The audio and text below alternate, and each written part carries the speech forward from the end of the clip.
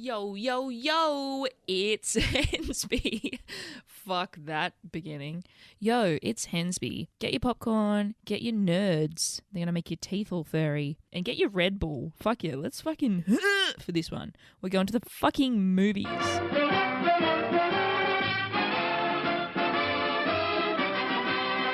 Today we are watching Legally Blonde. Don't stomp your little last season Prada shoes at me, honey. 2001. Directed by Robert Luktick, written by Karen McCullough Lutz and Kirsten Smith from Amanda Brown's 2001 novel of the same name. We've got Reese Witherspoon, an Aries sun. Ooh, isn't she though? We've got Luke Wilson. What's that? That's a Virgo. Oh, beautiful. We've got Selma Blair, the gorgeous Selma Blair. Cancer. Victor Garber, Aries. Wrong, Pisces. Pisces. Cute. And the one and only Jennifer Coolidge. August 28, I'm going to say that's a Virgo. You know, a nice little range of elements in here, you know.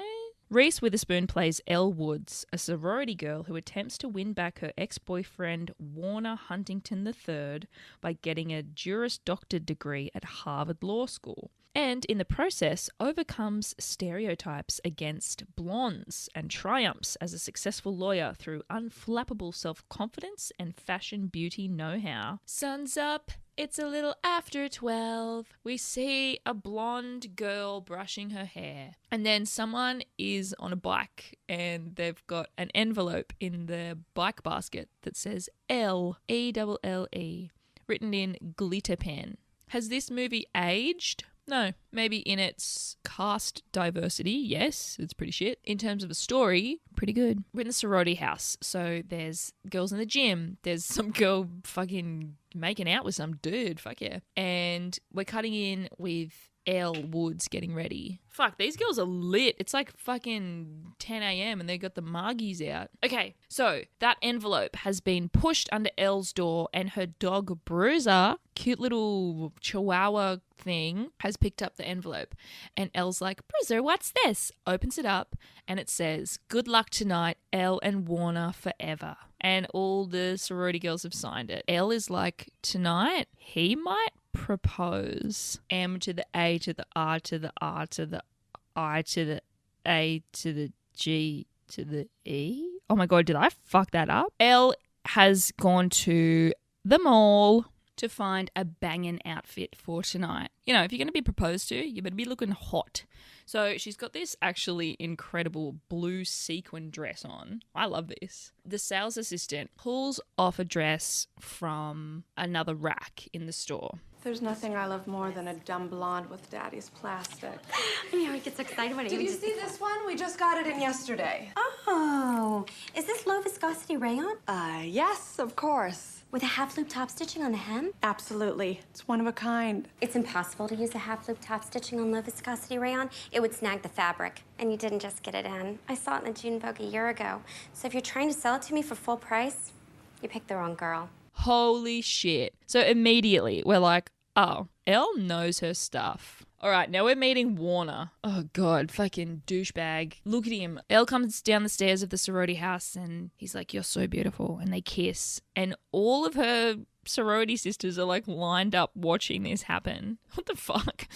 So they're in this beautiful restaurant drinking wine. So Warner's like, okay, one of the reasons I wanted to do this tonight is because I want to talk about our future. And Elle's like, absolutely. Oh my God, yeah. And he's like, we've been having so much fun, but I'm about to go to Harvard, to law school, and it's a completely different world. Well, that's why I think it's time for us. Elle. Pooh Bear. Yes. I think we should break up.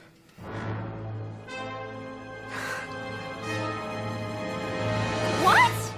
Well, I've been thinking about it, and I think it's the right thing to do. You're breaking up with me? I thought you were proposing. Proposing? Elle, if I'm gonna be a senator, well, I need to marry a Jackie, not a Marilyn. So you're breaking up with me because I'm too blonde? And so now Elle's like, fuck you, storms out. The most awkward thing about like or it's like a shitty date or like a breakup is that sometimes you have to get a lift back with them in the car. That's not happening here because Elle has decided to walk back. And she tells him that she's still so in love with him. Isn't that enough? And he's like, just get in the car. So then she gets in the car because he says, you're going to ruin your shoes. So yeah, no goodbye hug, no goodbye kiss. Fuck no, don't even fucking look at me. But she just gets out of the car and walks back. And then she turns around to say something, but then he drives away. So then we see Elle in bed and she's just watching some rom-com, eating heaps of chocolates. And then on this, I love this bit, on the movie that she's watching, the main lead guy is like, I love you. And then Elle throws the chocolates at the TV and goes, liar! It's so good. So now her friends are like, we need to go and get manicures and pedicures. And we need to just, have a fucking girly day. Like, we need to do our thing. So Elle is in the nail salon and she's picked up a magazine, and in the magazine there's like a little article about Warner's older brother with his wife or fiance. She's a Vanderbilt, which if you know Gossip Girl, you'll get this vibe. But like the Vanderbilt family is a massive American family of Dutch origin. I'm Dutch. Let me in. And their success began with like shipping and railroad empires, but it's like old New York. Okay, so they are old New York money. So old New York money is like fucking good shit. So Elle is obviously going to be comparing herself to, please people, do not compare yourself to a Vanderbilt. Contemporary descendants of the Vanderbilts include Anderson Cooper, Timothy Oliphant, and screenwriter James Vanderbilt, who wrote The Amazing Spider-Man and The Meg. He wrote The Meg? Oh, fuck me. Timothy Oliphant is a descendant of the Vanderbilts? Oh my God, I love Timothy Oliphant. Oh my God. Okay, I'm sorry, I'm off track here. Anyway, so yeah, I just wanted to sort of preface that because, yeah, Warner sees himself and sort of is from that high status society, money, Gossip Girl money, Nate Archibald type of vibes, right? Elle is this beautiful, Californian. She's at the beach. She got money. And so she's like, so that's the type of girl that Warner wants to marry. A serious law student Vanderbilt type. And Elle's like, I can do that. She then goes to see her like university advisor. And so the uni advisor is like, okay, well, you're going to need a heck of an admissions essay and at least a 175 on your LSATs. Elle's back in her room at the house, sorority house, Delta Nu. And her friends walk past her room and look in and they're like, what the fuck? What are you doing? Because Elle is sitting on the floor and she is surrounded by textbooks. And she's like, I'm reading about the LSATs because I'm going to Harvard. And her friends are like, you mean on vacay? Road trip? Woo! And Elle's like, no, Harvard Law School. I don't know. Would I go this far for a man? How rich is he? Now we see Elle Wood's Harvard video essay and she's in a hot tub and she's like, hi, I'm Elle Woods and I'm your newest Harvard law student. All right, she's doing the LSATs, the real deal. She's sitting in this massive study hall with all these other people and she's just looking a bit worried. We've got the results. Oh my God, oh my God, oh my God, oh my God, oh my God. She's opening the envelope. She reads it. She turns to her friends. She fucking passed. Yes, she's going to Harvard. She's going to Harvard. Well, she's not going to Harvard, but she passed the LSATs. We don't know if she's going to Harvard yet. She got a 179. Yes, bitch. So there's like a board of men, all white dudes, all gross, and they're like basically coming in their pants at her little video essay. And they're like, oh, she did get a 179 on her test. All these other dudes are like really rooting for her. They're like, she seems great. She's diverse. We don't really have many people like her. Of the sort of, we don't have many white women here. Elle Woods, welcome to Harvard. She's in because these dudes were horny. Harvard looks like it would fucking reek. Famous Harvard graduates, Conan O'Brien. That's the only one I really care about. And Elle Woods. And her moving truck's arrived and she's moving into her dorm. And everyone's like, look out, it's Malibu Barbie. All right, it's orientation day. And she's got her class schedule and the campus map. So Elle is asking, has Warner Huntington III checked in yet? And the orientation guy's like, no, maybe you should check with the cruise director on the Lido deck. How rude. Now, she's doing a little meeting group and we meet this guy who he's so hot and we never see this guy again. But he's like, welcome to law school. Let's go around and say a little bit about yourselves. And we meet David Kidney. David, we love you, David. And then we meet Enid Wexler, gorgeous. She's got a PhD from Berkeley in women's studies, emphasis in the history of combat. And then she also organised a march for lesbians against drunk driving. Representation here, yo. Then we see Aaron Mitchell. He's hot. Never see him again. He's got an IQ of 187. He just sounds like a dickhead. Then Elle has her little spiel. Hi, I'm Elle Woods, and this is Bruiser Woods, and we're both Gemini vegetarians. All right, it's the first day, first class.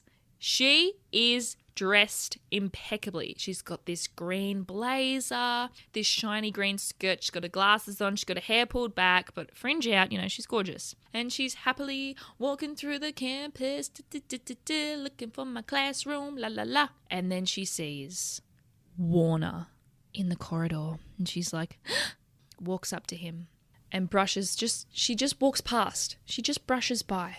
And then he goes, Elle? And she's like, Warner, I totally forgot you go here.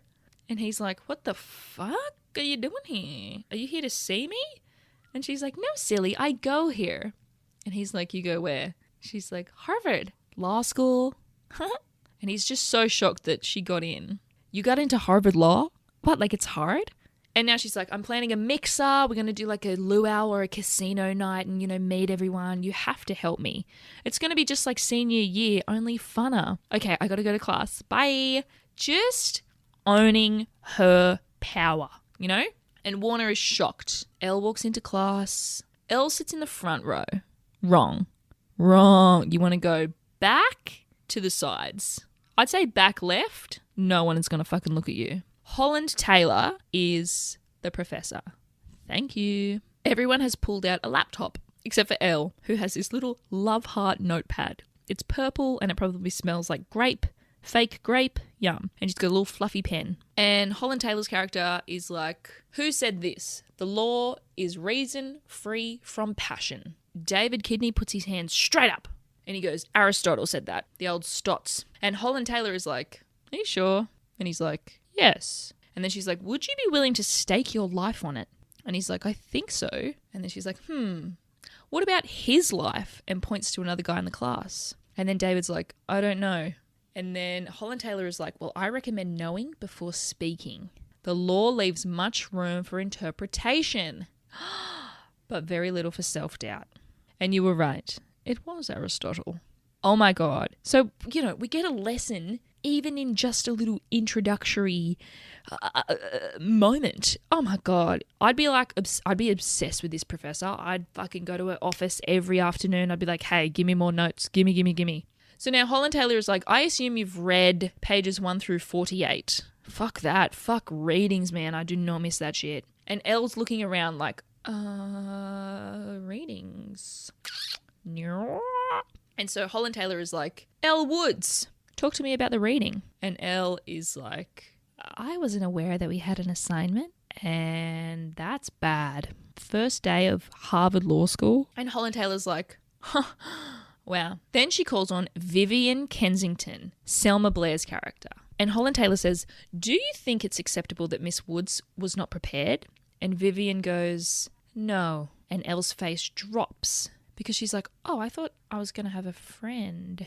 And then Holland Taylor is like, do you support my decision to kick Elle out of the classroom? And Vivian is like, absolutely. And then Elle has to leave class after 2 minutes. And Elle is shocked. She's like, okay, I'm very likable. I'm a beautiful blonde angel. As if Miss Kensington wouldn't like me. So then Elle walks outside, huffing and puffing, and she sits down near Luke Wilson. What's up? And he's like, excuse me, are you okay? And Elle's like, yes, but do they always put you on the spot like that? Because that's insane. And he's like, yeah, that's a Socratic method. Socrates. Socky boy. Stromwell, that's Holland Taylor's name, Professor Stromwell. And Luke Wilson's like, she made me cry once, so I get it. She'll kick you in the ass. So now Luke Wilson's sort of helping her out. Okay, then Warner comes up as her and Luke Wilson are having a nice chat. And Elle's like, oh, hi, Warner, hi.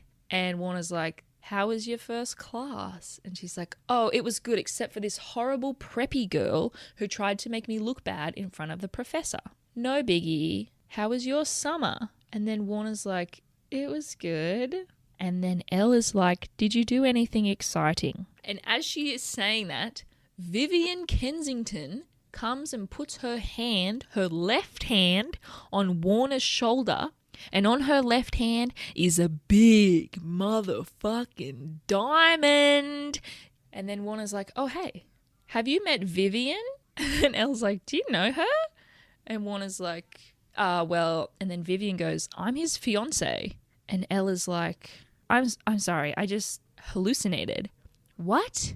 It's been a summer, okay? So say it's second semester and it's probably the end of October. On the last day of class, your boyfriend dumps you, or your girlfriend dumps you, or your partner dumps you. Someone fucking rips your heart out and smushes it on the ground with their shoe. Then you've got December, January, February of trying to just chill, or in this case, studying to go to law school. Then March, you go to uni. And in those 3 months, your partner, your ex-partner, has gone off, reconnected with somebody from the past, and then decided to get married to her. So Elle is combusting internally. So she gets in her car and she's just driving. And then she sees Hair and Nails Beauty Nook. And she fucking does the biggest U-turn and she goes and parks and starts to get her nails done. Because what do you do in the time of crisis? You go get pretty. She's distraught. She's got mascara running down her face again. And she stumbles over to Jennifer Coolidge. And Jennifer Coolidge is like, bad day. Oh, I love her. What a perfect role. So she's explaining her situation, how like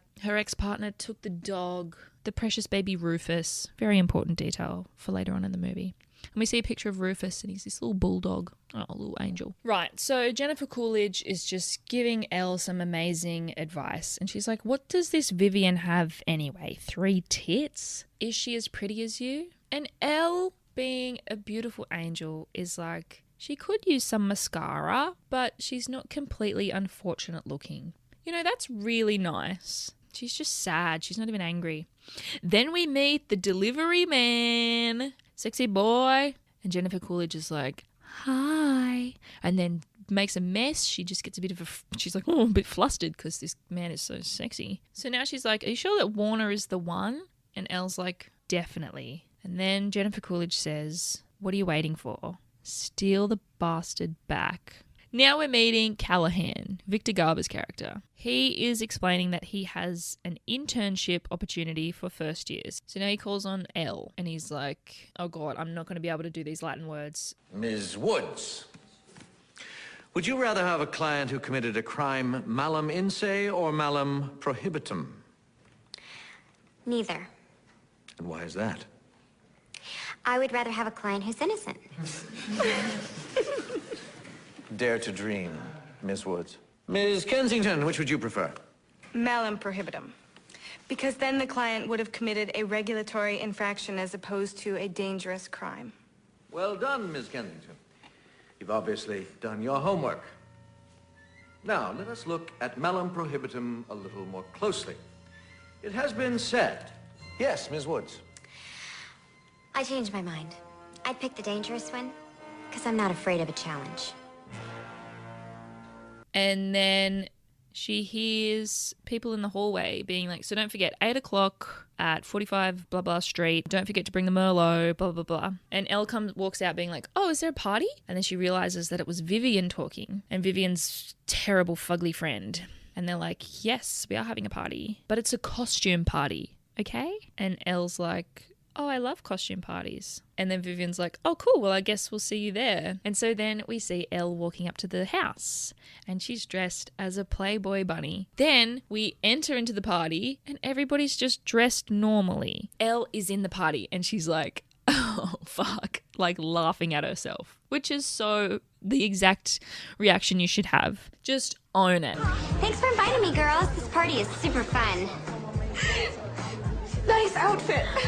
Oh, I like your outfit too, except when I dress up as a frigid bitch, I try not to look so constipated. Fuck, what a good burn. And she finds Warner and she's like, hey. And he's like, don't you look like a walking felony? Ew. And then he's like, what's with the costume? And she's like, I just decided to dress up just for fun. And then she's like holding Warner's arm. You know, she's flirting. So then she's talking about, oh yeah, I think I will apply for Callahan's internship. And Warner's like, Elle, you're just not smart enough, sweetie. And the acting of Reese Witherspoon in this moment, it makes you want to cry. She looks, the thought process, you can see it in her eyes. And then she says, I'm never going to be good enough for you, am I? Tears in her eyes. And Warner just looks at her and then she walks out. And now she's on a fucking mission. She goes to the Apple store and she buys a laptop. And she buys a fucking bright orange laptop, MacBook. Bring them back. All right, now we've got Elle and Jennifer Coolidge's character. They've pulled up in this trailer park. And Elle's like, are you ready? Let's go. So then Jennifer Coolidge walks up to the trailer and knocks on the door. And this man, disgusting, sweaty man opens. He's like, what the hell do you want? We're eating lunch. And Jennifer's Coolidge is like, I just thought that, And the man is like teasing her and sort of, you know, he's got all the power and, I know that they say her name here. It's on the tip of my tongue. Jennifer Coolidge's character in Legally Blonde is called, oh God, it's killing me. I could just Google it. Paulette. Elle is like using all this legal jargon to try and get Paulette's dog back off Dewey, the ex. And he's confused. He's like, what the fuck are you saying? All these Latin words. I don't understand English. And then Elle's like, tell him, Paulette. And Paulette goes, I'm taking the dog. They get back Rufus. Okay, this bit's good. Okay, so we're in class. Well, according to Swinney versus Newbert, Swinney, who was also a private sperm donor, was allowed visitation rights as long as he came to terms with the hours set forth by the parents. So if we're sticking to past precedent, I mean, Mr. Latimer wasn't stalking. He was clearly within his rights to ask for visitation. But Swinney was a one-time sperm donor. And in our case, the defendant was an habitual sperm donor who also happens to be harassing the parents in his quest for visitation. Well, yeah, but I mean, without this man's sperm, the child in question wouldn't exist. Now you're thinking like a lawyer. Yes, Ms. Woods. Although Mr. Huntington makes an excellent point, I have to wonder if the defendant kept a thorough record of every sperm emission made throughout his life. Interesting. Why do you ask? Well, unless the defendant attempted to contact every single one-night stand to determine if a child resulted in those unions, he has no parental claim over this child whatsoever. Why now? Why this sperm? I see your point. And for that matter, all masturbatory emissions where his sperm was clearly not seeking an egg could be termed reckless abandonment. I believe you've just won your case. And I have tears in my eyes and I got little goosebumps. She's thinking like a lawyer. Now, can I just pause the movie for 1 sec? I don't like the Kardashians, but I like watching the show. Don't ask me why. I was watching an episode once just after I'd finished my honours degree, in which I learnt a lot about academia, more than I'd ever learnt before in my life. And in this Kardashians episode, Kim was talking to her law professor sort of about the stress and like what it means to sort of pursue this career. And her professor was like, look, doing a law degree doesn't necessarily mean you learn more about laws. What it means is that you start to learn how to think like a lawyer. You're training your brain to think in these other ways with like critical analysis, blah, blah, blah, blah, blah. And that resonated with me so much because I feel like in my honours year, I wasn't learning more about like theatre and like, you know, the history of it. I was learning more about how to think about writing and directing and acting in ways that I'd never really thought of before. So I think that's what's happening here with Elle Woods, is that she's starting to think differently through her degree. And I think that's really important. So if you're doing a degree right now and you feel like you're really stupid because you're not remembering boring facts about the history of the thing that you're studying, just remember that it could just be that your brain is actually recalibrating itself, rewiring itself, so you're learning how to think like whatever your degree is asking of you, which is actually probably worth the 20 grand that you're spending on it. So well done. You're doing really well. All right, back to the movie. Everyone's gathering around in the uni corridors, and it's like, what's going on? What's going on? And then it's like Callahan's firm is defending a murder trial. His caseload is so big, he's taking on first-year interns. So everybody's gathered around this corkboard, and Elle moves to the front of the crowd, and she walks past Vivian and Warner, and they're like, oh my God, we did it! We're in! And Elle pushes through, tries to see the list. And the names on this piece of paper: Criminal Law Internship Awards, Warner Huntington III, Vivian Kensington, Enid Wexler, Elle Woods. Me! corner. Do you remember when we spent those 4 amazing hours in the hot tub after winter formal? Yeah, no.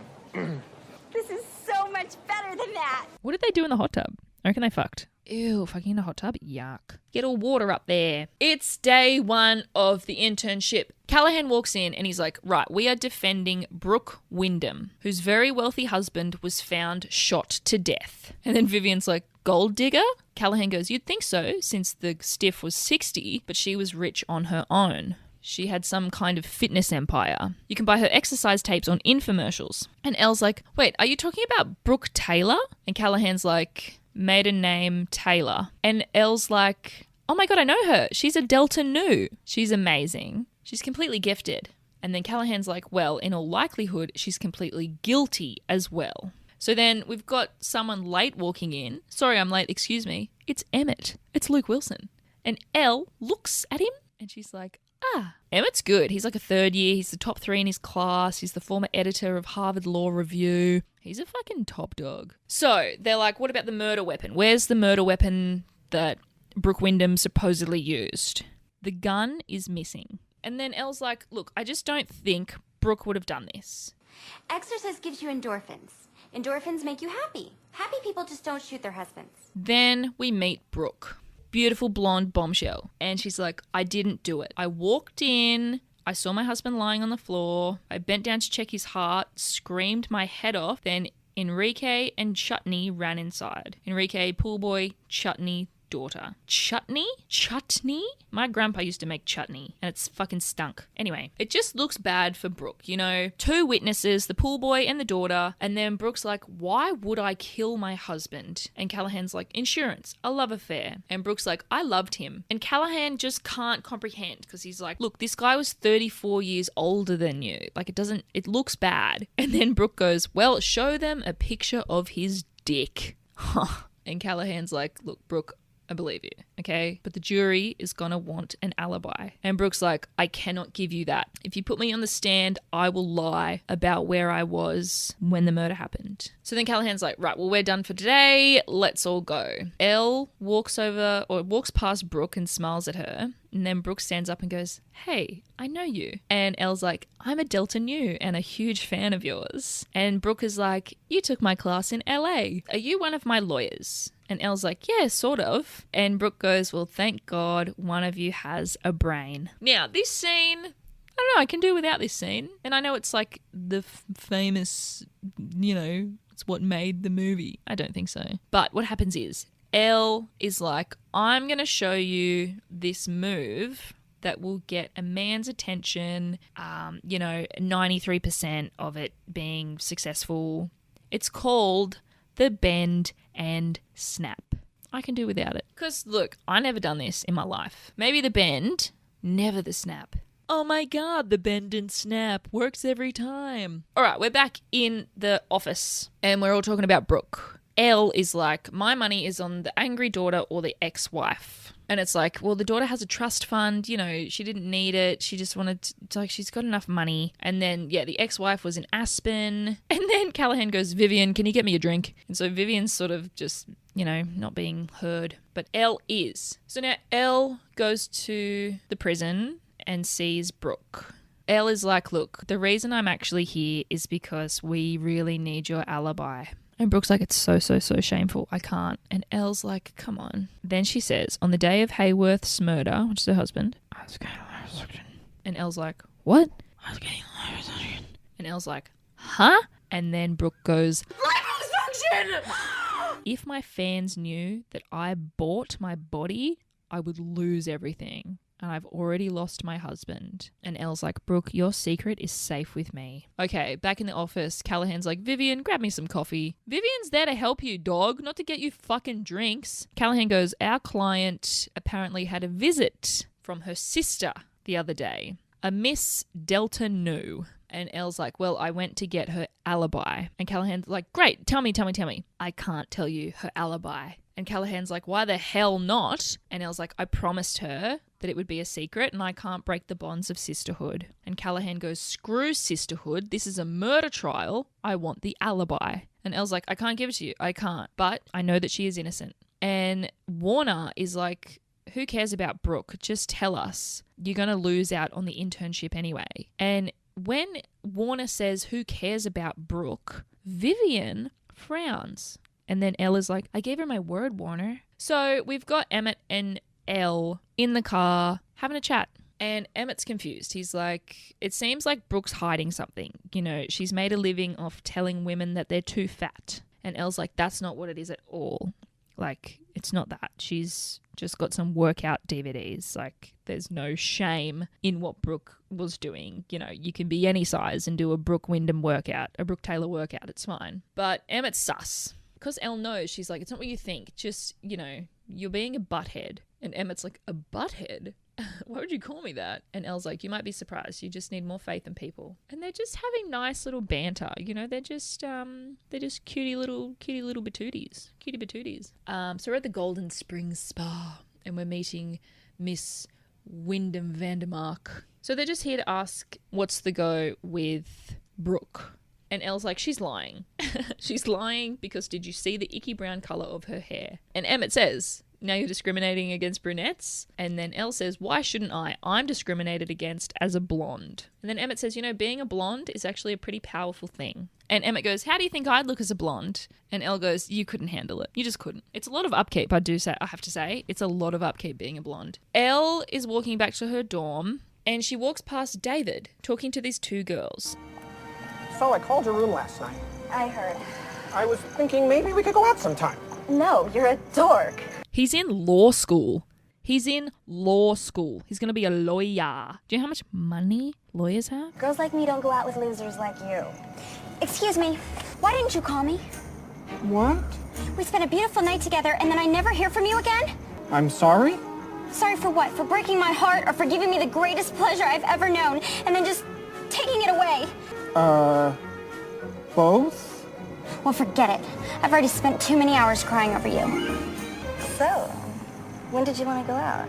So now Elle is in her dorm and she gets a little knock on the door and it's Vivian. You know, Elle, I still can't believe you didn't tell Callahan the alibi. And Elle's like, it's not my alibi to tell. And Vivian's like, I know. I just thought that was very classy of you. And then Vivian sort of looks around Elle's dorm. She doesn't really want to leave. You know, people linger. Vivian says, do you ever notice how Callahan never asks Warner to bring him his coffee? But he's asked me at least 10 times. And Elle goes, well, men are helpless. You know that. And then Vivian sits on her bed and is like, I know, Warner doesn't even do his laundry. And Elle's like, I know, he has to get it sent out. And Vivian's like, I know. I'm going to cry. This bit's beautiful. And then Vivian goes, did you know when he first applied, he got waitlisted? And Elle's like, what? And then Vivian shuffles a bit closer to Elle and she's like, his father had to make a call. How embarrassing. And Elle got in on her own. Oh my God. And Vivian's being nice. Oh my God. And then Vivian goes, oh, that's such a precious dog. Hi. And then Elle's like, this is Bruiser. Do you want to hold him? Bruiser's giving Vivian kisses. It's very cute. So they had a nice little conversation in Elle's room, little girl to girl. So now we are at the courthouse and it is the trial of Brooke Wyndham versus the world. And we've got Honorable Judge Marina. She's a fucking queen. So now we've got a bunch of witnesses in the stand. We started with the ex-wife and she said that Brooke was lying by the pool topless and she got the pool boy to hand her a drink. And then we meet the pool boy, Mr. Salvatore. The other team, the other lawyers, hold up a blue sparkly G-string. And they're like, Mr. Salvatore, what is this? And he goes, my uniform. And then the other lawyer goes, have you and Mrs. Wyndham had sexual relations? And the pool boy goes, yes. Okay, yes. And everyone's like, all right, we're adjourned for the day. Now Brooke goes over to Elle and is like, you know, a Delta Nu would never sleep with a man who wears a thong. And then Elle's like, of course. All right, we're with Paulette at the nail salon and package man is here and he walks up behind Paulette and he checks her out. He's like, oh my God, the woman of my dreams. And then he goes, I got a big one for you. So she goes to sign and then she drops the pen and it's all in slow motion. And Paulette starts to bend. But then so does the delivery guy. And then Paulette snaps and knocks the delivery guy out cold. And then Elle's on the phone like, you broke his nose? So Elle is lining up to the bubbler, the water fountain. Elle is next in line and the pool boy pushes in. And so Elle taps her foot with impatience. Tap, tap, tap, tap, tap. And then the pool boy turns around and goes, "Don't stomp your little last season Prada shoes at me, honey." Elle is like, "These aren't last season." And then she goes, and she runs up to Emmett and she goes, "He's gay. Enrique is gay. Warner, what kind of shoes are these?" And Warner goes, "Black ones." And she's like, "See?" And Callahan's like, "What the fuck are you talking about? How do you know that he's gay? Gay men know designers, straight men don't." And then Brooke goes, "You know what? He did leave a share tape in the pool house once." Now, this is probably where it's a bit not so timeless, just in the sort of like stereotypes of like gay men knowing designers. Callahan's like, "While I appreciate this masterful theory, we've got a murder trial to attend to." Emmett goes, "I would like to ask some questions actually." Emmett goes up and goes, "Did you ever take Miss Wyndham on a date?" And the pool boy's like, "Yes." And Emmett goes, "Where?" And the pool boy goes, "A restaurant in Concord where no one would recognize us." "How long have you been sleeping with Mrs. Wyndham?" 3 months. And then Emmett goes, "And your boyfriend's name is?" And the pool boy says, "Chuck." And everyone's like, "Huh?" And then the pool boy's like, wait, sorry, I was confused. I was so confused. And then he goes, "Oh, I thought you said friend. Chuck is just a friend." And then this man stands up in the crowd and is like, "You bitch." And it's like, "Oh, that's Chuck. Oh, what a scandal." So Emmett sits back down and he's like, "Cool." He looks back at Elle and Elle's like, "Oh my God, thank you." All right, it's the end of the day. Everyone's going home. Elle's saying goodnight to everybody, walking. Vivian comes out and is like, "Callahan wants to see you." So Elle goes into Callahan's office and leaves the door open. So she sits on the couch and Callahan sits on his desk and he goes, "You followed your intuition today and you were right on target." So now Callahan's like, "It's time to discuss your career path. Have you thought about where you want to be a summer associate?" And she's like, "I don't know. I haven't really thought about it. I know it's all competitive." And then Callahan goes, "You know what competition's really about, don't you? It's about ferocity, balancing human intelligence with animal diligence." Elle's like, I'm listening. And Callahan's like, "You got to know exactly what you want." And then Vivian comes to the door because she sort of, maybe she forgot something. I don't know why she's there, but she just comes and the door's open. Remember? A little bit open, a little bit ajar. Then Callahan says, "How far will you go, Elle?" as he's putting his hand on Elle's knee. And then Vivian's like, "Oh shit, what did I just see?" And leaves. And then Elle grabs Callahan's hand and pushes it off. And she's like, "Are you hitting on me?" And Callahan goes, "You're a beautiful girl." Elle says, "And I'm a law student who just realized her professor is a pathetic asshole." And then Callahan goes, "Well, too bad. I thought you wanted to be a lawyer. This is what it takes. Fuck you." So now Elle is flustered and she's like, "Oh, Jesus." And she's getting in the elevator and then the doors stop because Vivian stops the doors. And Vivian goes, "You almost had me fooled. Maybe you should sleep with the jury too. Then we can win the case." And it's beautiful. The elevator doors shut and the elevator doors are like, they have like a mirror on them. So Elle just looks at herself in like the mirrored elevator door. Oh my God, it's beautiful. It's so sad. So now Elle walks out and runs into Emmett. And he's like, "Hey." And she's like, "I'm quitting." And Emmett's like, "What?" And Elle says, "Law school was a mistake. This whole internship was a mistake." And Emmett's like, "What the fuck are you talking about? You earned it. You're working so hard." And Elle's like, "I didn't earn anything, Emmett. Callahan only gave me that internship because he liked the way I looked, which he made clear tonight when he tried to feel me up. Look, always tell your friends what happened. Do not feel any shame if someone tries to take your power away from you." So now it's like, what's Emmett going to do? Is he even going to care? And then Emmett goes, "Callahan did what?" So, now she's been discouraged. She's like, "I am just a stupid blonde and I'll never get anything because everyone just thinks that I'm an idiot and that I'm just, a walking hole that they can put their fucking dicks into." And then she leaves. And Emmett's just distraught. And so now we see Elle's car and all her bags are packed up. They will get stolen. She's in a convertible. And she's with Paulette at the nail salon and she's hugging her and, saying goodbye.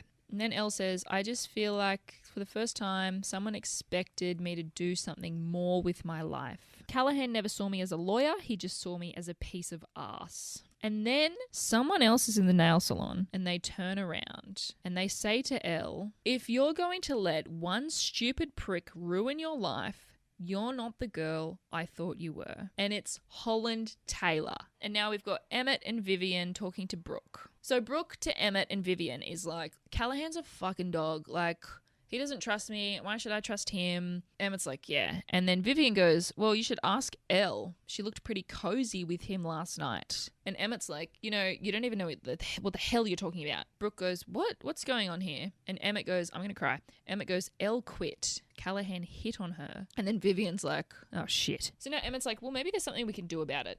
Okay? Let's fuck this shit up. So it's court time. We're in the court. Brooke walks in and Callahan's like, what are you so happy about? You're on trial for murder. And she goes, get up. You're fired.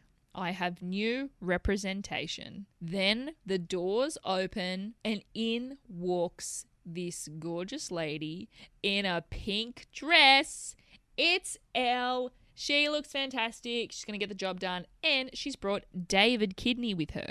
Our good friend David. And then she walks up to Callahan and she's like, excuse you, you're in my way. And then Callahan goes, she's a law student. She can't defend you. And then the judge is like, counselors, approach the bench. And Elle says, Rule 3.03 of Supreme Judicial Court states that a law student may appear on behalf of a defendant in criminal proceedings. And the prosecution is like, I have no problem with this. But then Callahan is like, I do. I'm not allowing it. And then Elle goes, but you agreed last night in your office. Then the judge is like, the ruling also states that you need a licensed attorney to supervise you. And then she goes, Mr. Callahan, you? And he goes, no, I won't agree to that. And then the most amazing human, Emmett, says, I'll supervise, Your Honor. And then the judge is like, well, Miss Woods, proceed. Let's begin the trial. Boom, boom, boom, pa, pa. So, we've got Chutney, Linda Cardellini. Elle says, Chutney, when you arrived back at the house, was your father there? And Chutney goes, not that I saw. But like I said,